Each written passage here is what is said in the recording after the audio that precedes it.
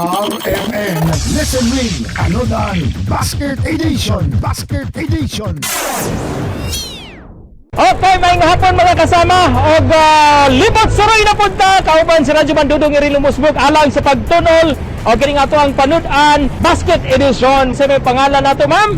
Merlisa Ale, Pila may edad nato, ma'am Merlisa? 36. 36 years old. Ma'am, kanang radyo diya gatingog.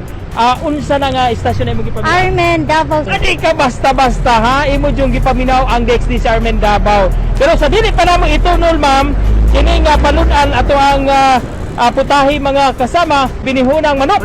Kompleto ni, na ay bihon, na ay presko nga karning manok, na ay carrots, bombay ahos, o tuyo, o uban pa mga ingredients mga kasama ato ang bit-bit karon nga gisulod aning basket.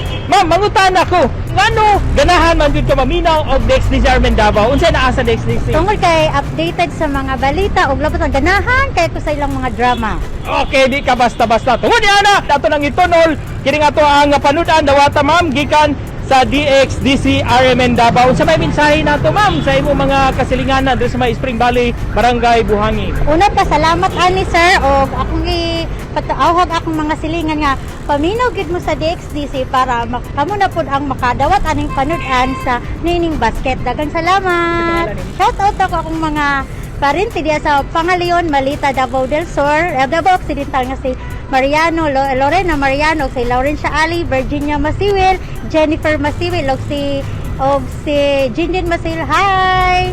Okay, di basta-basta na pa shout out. Okay mga kasama mo to ang ato ang laing nasab nga certified listeners kasamang Bernard ang atong natunulan karong mga panahon na. Kauban si Radyo Mandudong iri lumusbog. Ako ni si Radyo Mandon Pulayaw alang sa RMN Listen Win kasama mo sa balita ug serbisyo publiko Radyo Mandon Pulayaw tatak RMN. RMN Listen Win Anodan Basket Edition